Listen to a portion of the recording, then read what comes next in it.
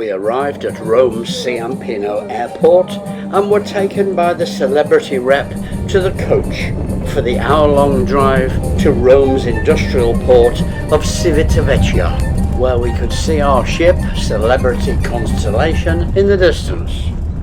She holds just over 2,000 guests, and this 10-day holiday to Italy and Croatia is largely free, as compensation for the problems we had with our penthouse suite on the Celebrity cruise to the Galapagos Islands last year.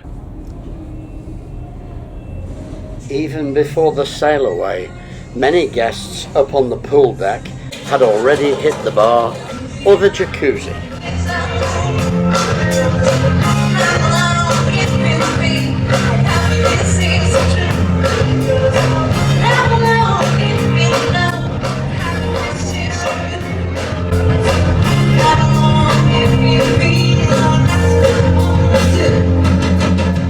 On board this ship, we had to pay £152 for the Wi-Fi, and that's only for one person. However, we're looking forward to visiting 9 ports of call, only 2 of which we've been to before, and with only 1 day at sea, it's going to be busy.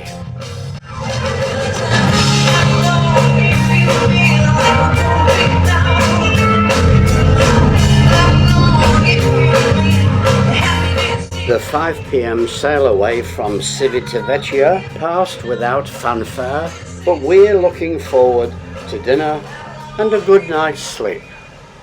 After 11 hours of sleep, we docked at 7 a.m. in the industrial port of Livorno. Many guests were taking the trip to Florence for the day, but we've been there before, so we decided to look round Livorno. The free shuttle bus would take us right into the centre of the town. It's very nice with its Venetian-style canals, but less touristy than its neighbours of Florence or Pisa. And I think this is where they used to tie up the horses. Right in the middle of the many blocks of flats is the Wednesday market.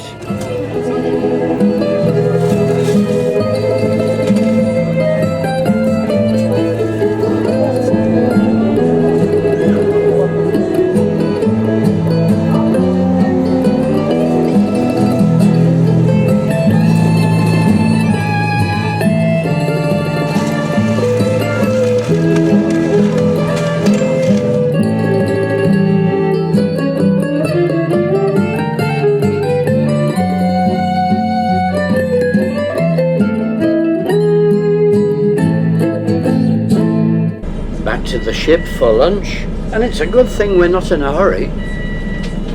To get to Corsica from here, it's a 4.5-hour sail. After lunch, I'm going to the jacuzzi to relax my aching knee. Then there'll be time to read a book before our free early evening cocktail, due to our being elite club members following the expensive Galapagos cruise. What is it they say? Red sky at night, sailor's delight. And there's the pilot boat come to escort us out of the harbour whilst we go for dinner. As night fell, despite the earlier beautiful sunset, there was thunder and lightning in the distance.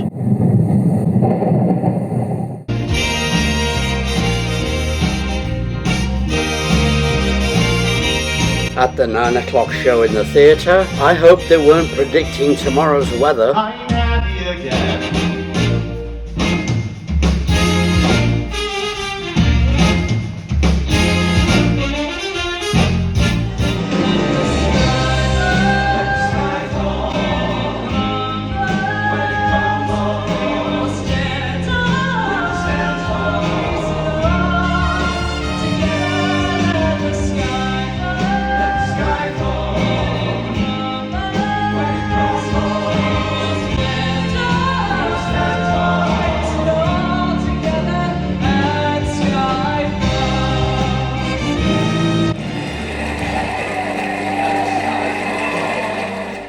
Overnight we sailed to a small town which I've long wanted to visit, Portofino.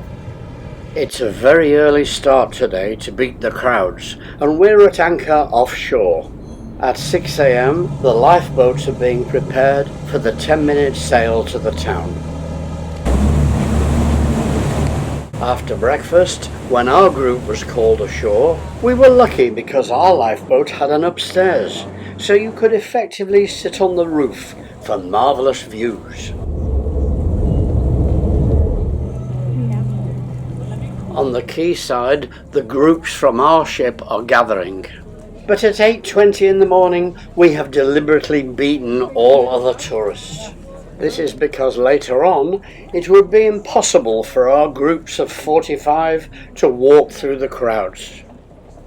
Vehicles are only allowed until 10 a.m. to restock the restaurants and shops. The town is clustered around its small harbour and is known for the colourful painted buildings that line the shore. Only 420 people actually live here, and there's no hospital or school, but there are many apartments for weekenders. This morning's excursion is really excellent, because we're now leaving Portofino in a small boat to sail to Santa Margherita. After a look round, we're then taking the bus to Rapallo, and then back to Portofino the same way to see it with all the other tourists. I think it would be jolly nice to have a holiday apartment here.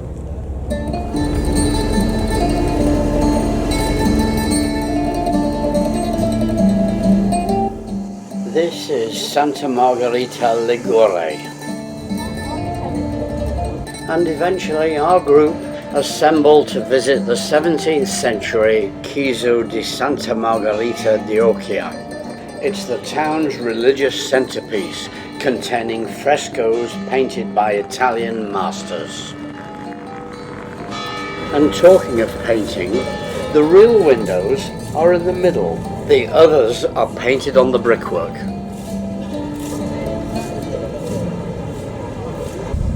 So leaving Santa Margherita Ligure by bus, we're travelling to Rapallo, where once again the guide assembled our group for a short walking tour.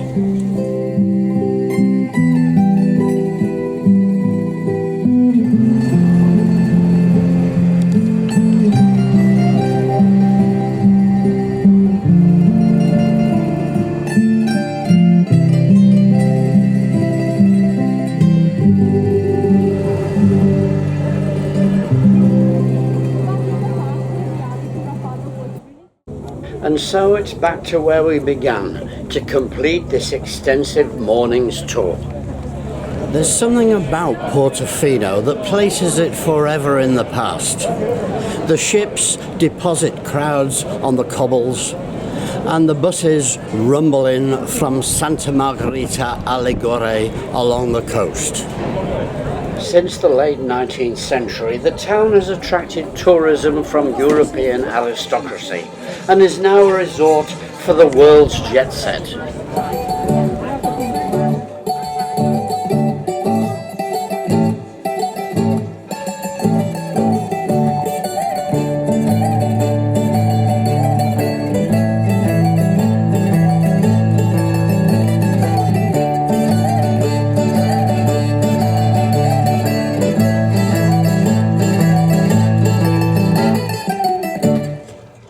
We loved Portofino. It's been a great shore excursion. So it's back to the ship for a late lunch in the buffet. And then to spend the afternoon relaxing to the gentle motion of the ship. The lifeboats had been acting as the ship-to-shore tenders all day. And once the passengers were safely aboard, the crew then had the task of stowing the lifeboats back into their moorings.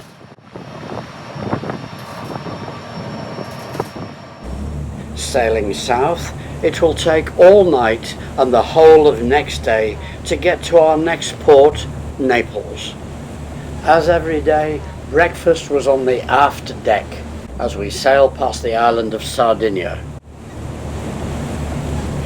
At 10 o'clock, we were entertained by the cruise director's talk on his life at sea, entitled "My Mum Thinks I'm the Captain." After this, we thought it would be a good day to properly explore the ship. Out on deck, you could try a spot of dancing.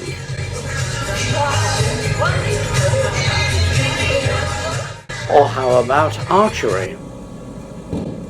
It is not. Ooh, okay, thank you so much. What about some retail therapy?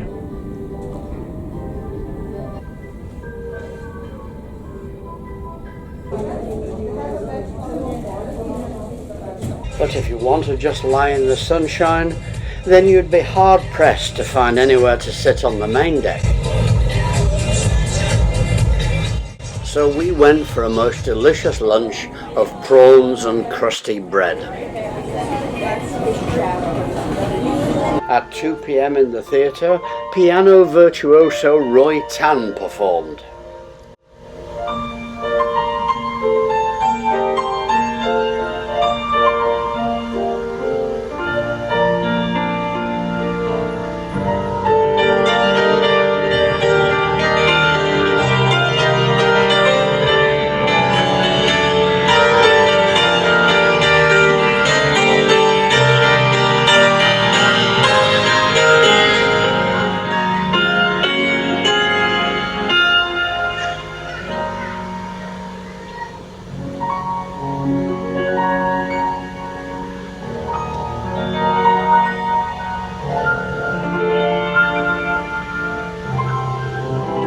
But some people had got other things on their mind.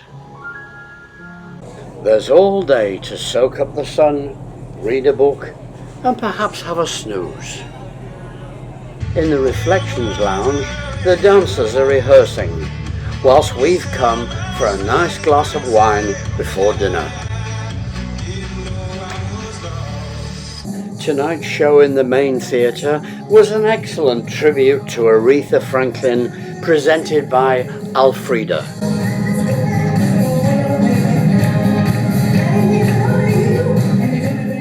It looks like the weather in Naples tomorrow is going to be lovely. We've now docked in Naples along with 2 other enormous cruise ships. It's going to be busy. From here, it's just a 10-minute walk to the city centre. But beware, the guidebooks say that the pickpockets here are really professional. Whilst we're out, our ship is being refuelled.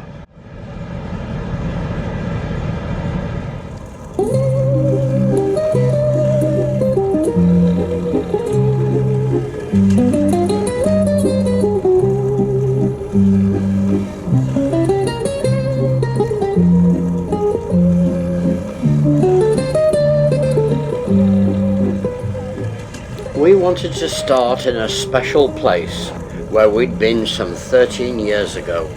Santa Chiari is a pure gem set in the heart of Naples. In 1943 it was very badly bombed by the British and Americans, so bad that a fire raged for 2 days. But such was the will of the people that after 10 years it was restored to its former glory and opened in 1953, returning it to the days of 1340. The church itself is really quite plain, but it's the cloisters which are really interesting, where octagonal pillars line the perimeter. The pillars are connected by benches covered with majolica tiles. The scenes depicted are popular, rural, maritime, and mythological. The 4 walls around the cloisters are covered with 17th century frescoes depicting saints, allegories, and scenes of the Old Testament.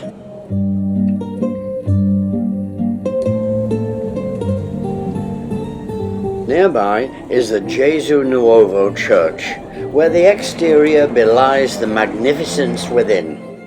It's a 16th century Jesuit church. The Jesuits attracted the faithful through drama and direct appeal to the emotions.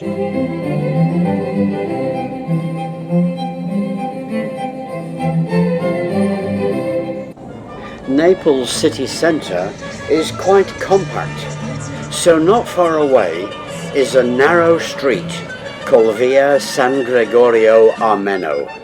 It's known across Italy for its artisan shops selling handcrafted terracotta figures. There were originally only nativity figures made as offerings to the church from the nearby workshops. Now there are also singers, dancers, entertainers, footballers, politicians and celebrities. But they do make a good souvenir. After 4 hours of battling through the crowds, we were a bit weary, but we did manage a quick look at the cathedral, the religious heart of Naples.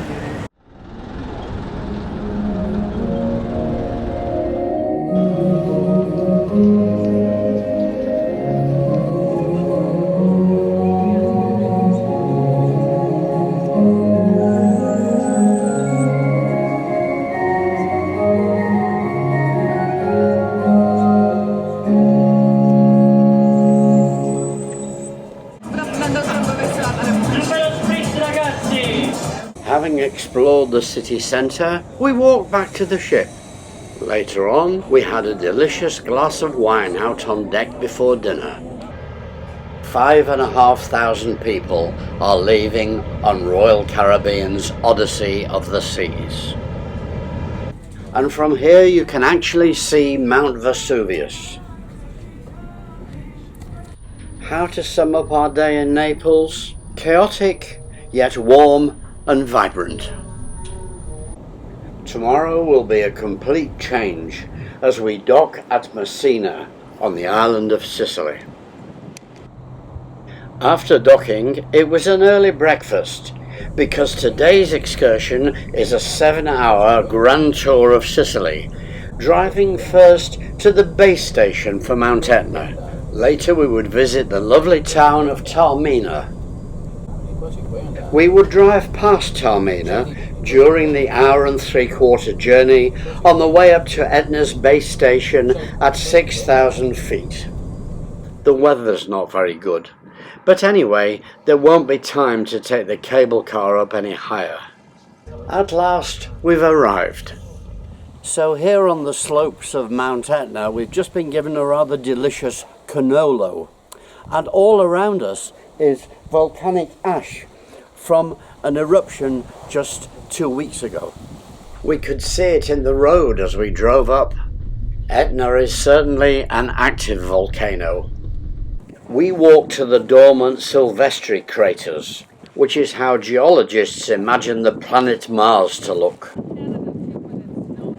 But oh, for a view of the top of Mount Etna.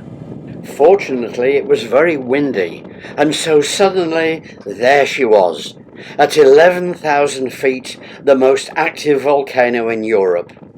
In 2021 alone, the eruptions added 100 feet to her height. And now it's time to move on to the hillside town of Taormina. It rests upon Mount Toro, a natural platform overlooking the sea. Taormina has been a tourist destination since the 19th century, and despite being on the tourist trail, it retains an air of exclusivity. In the past, many famous celebrities have visited the town, including Greta Garbo, Marlene Dietrich, and Elizabeth Taylor. On a clear day, there are marvellous views of Mount Etna from here.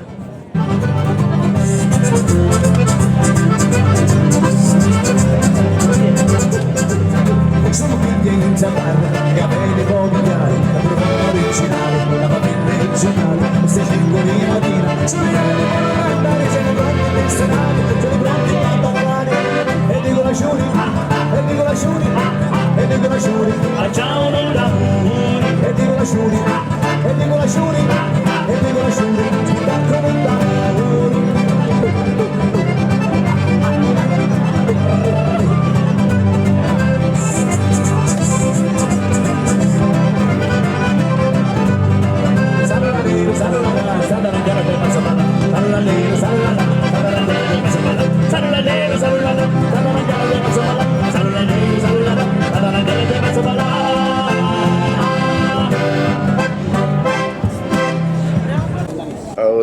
The misty weather has caught up with us. It's starting to rain.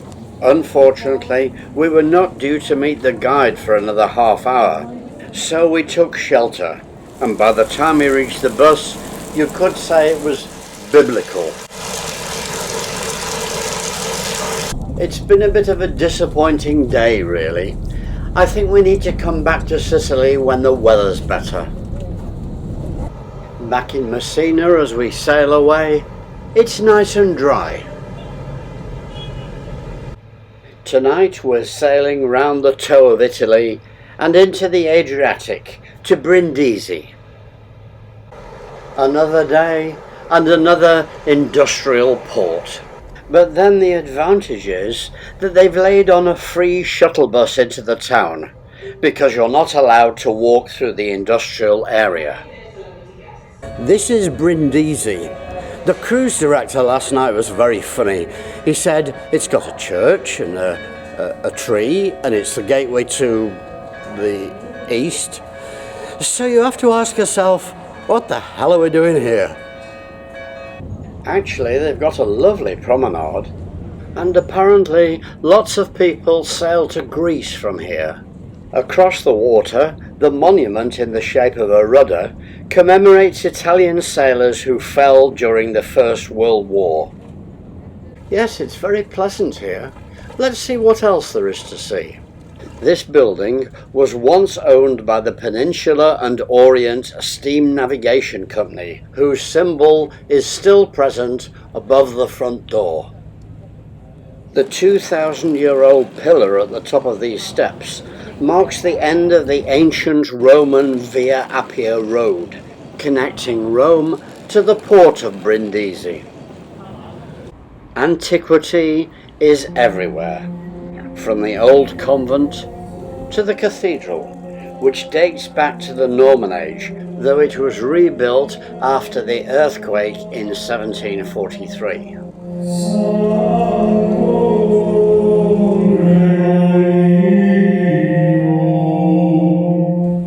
Nearby is a copy of the marble original of the first Roman emperor, now preserved in the Vatican Museum. Whilst Brindisi may not be on top of our list of places to visit, it has been very pleasant. Our ship entered service in May 2002. She's rated 3 stars plus and described as a mid-sized ship. Although it's cloudy, it's quite warm, very pleasant for sitting out on the balcony. By 7:15 it was dark as we slipped quietly out of Brindisi.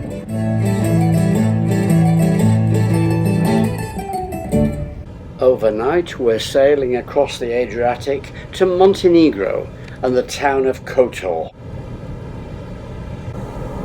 It takes more than an hour to sail into the Gulf of Kotor. It looks like a fjord, but is actually a submerged river canyon. The town itself looks lovely, but I fear that there's rain about. And sure enough, not long after we dropped anchor, the heavens opened.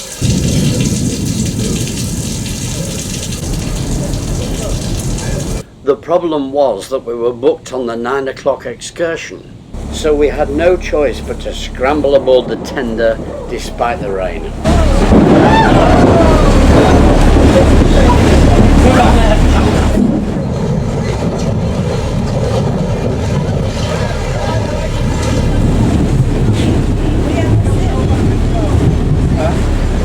Once everyone was on board, we left the ship. But we weren't convinced that the driver could see where he was going. Eventually we sighted land, and some 10 minutes later there was nothing for it but to brave the elements and face the 5-minute walk to the coach. But our guide tried to cheer us up. Let the stormy clouds chase everyone from the plain. Come on with the rain, I've a smile on my face. I walk down the lane with a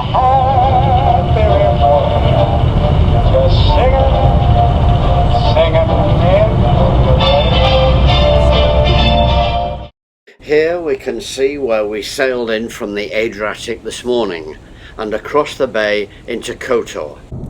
Now on the coach, we're going to the seaside town of Budva before returning to Kotor later. As we approach the coast, it stopped raining, but the weather still looks unsettled. Budva's 2,500-year-old town is surrounded by 15th century ramparts and historic monuments, Venetian-style buildings, piazzas and cobbled streets.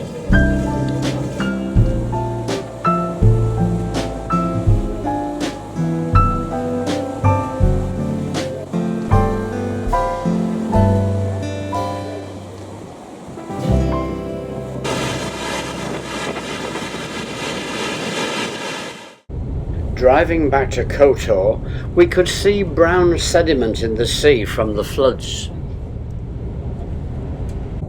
As we approached the city, we noticed that there was only room for one cruise ship, which is why we've had to anchor off. Kotor is a UNESCO-listed walled town with a 17th century clock tower and the Romanesque Cathedral of St. Tryphon.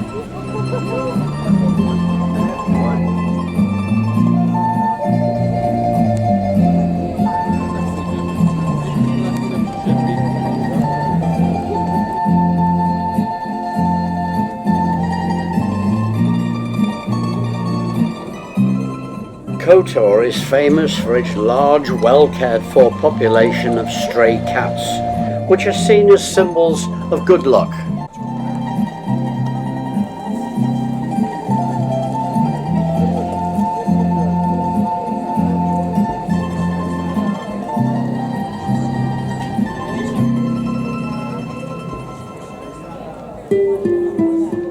And so it's back to the ship to fully dry out.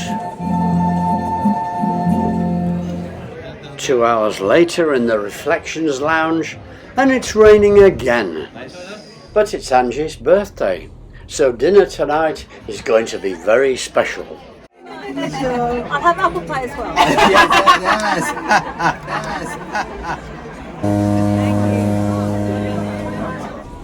From Kotor in Montenegro, we're sailing north to Croatia and the intriguing city of Split.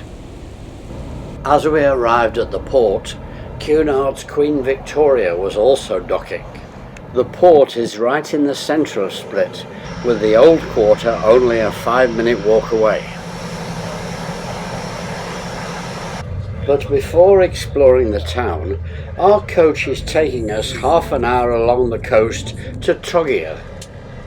The historic centre of Trogir is on a small island, connected to the mainland by bridges.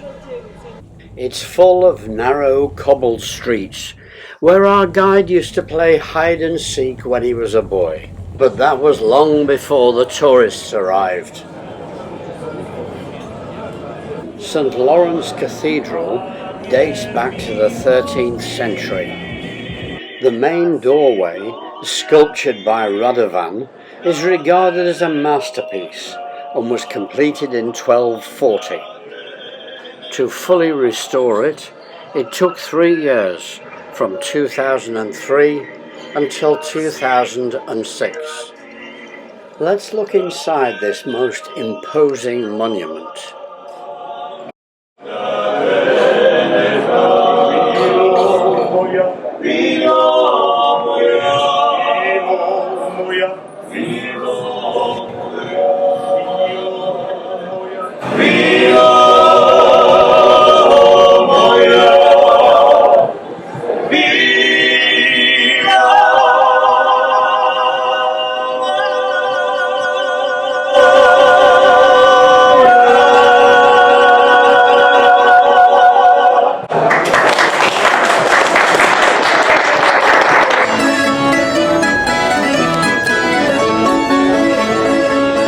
On the way back to Split, we stopped at an old mill for snacks. Local ham and cheese on bread with red or white wine.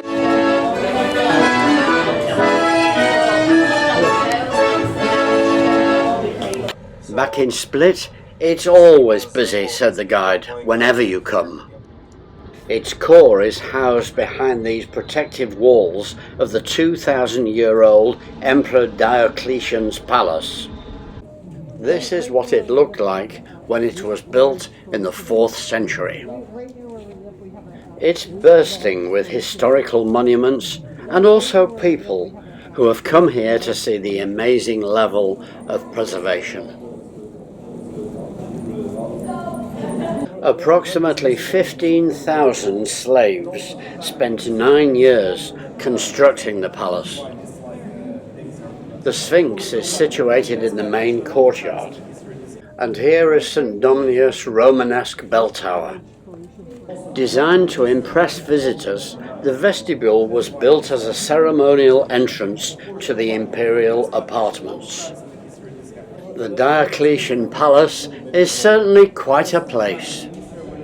After a busy morning, we went back to the ship for lunch, and were glad to have a cold drink whilst we waited to board. The port is actually very busy, with various ferries to some of the 1,200 outlying islands. As we set sail, later there would be the Martini Flight Show. I just had to go and see what it was.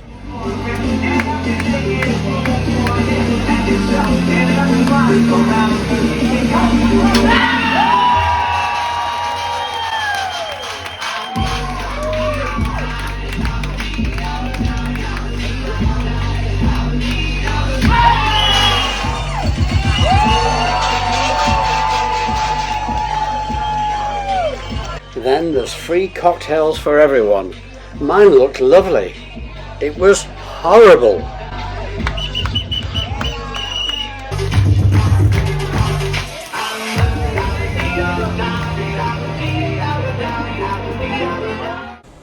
Sailing further north along the coast, tomorrow we dock in Zadar.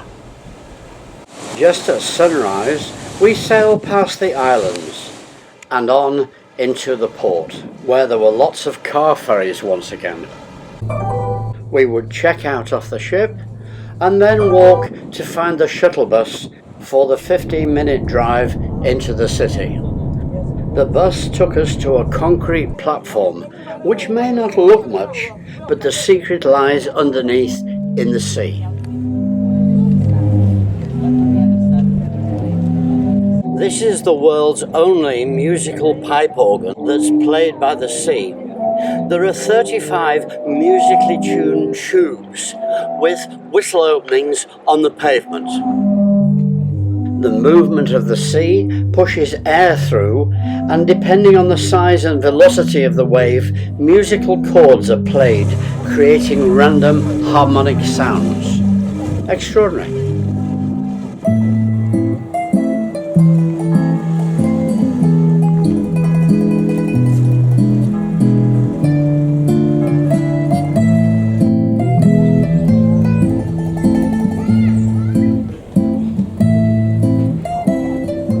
The guidebook says that Zadar manages to be uncrowded, unfussy, and unforgettable all at once.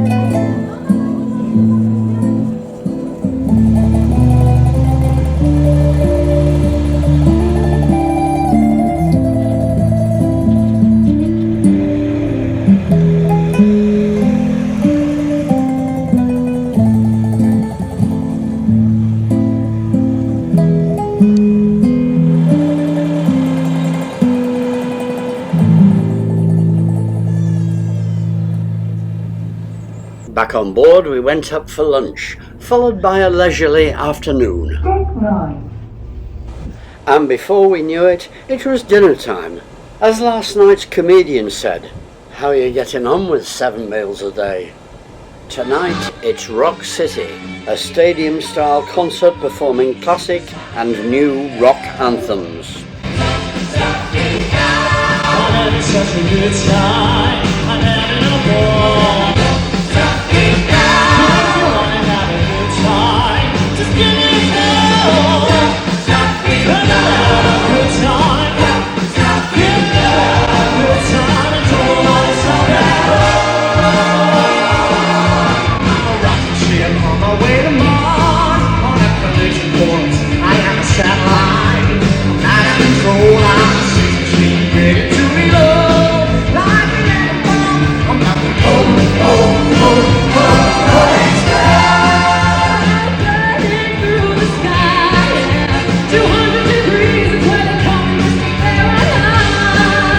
I'm traveling like a speed of light. I wanna make a supersonic more than you. Don't stop me, don't stop me, don't stop me. Don't stop me, don't stop me. Ooh, ooh, ooh.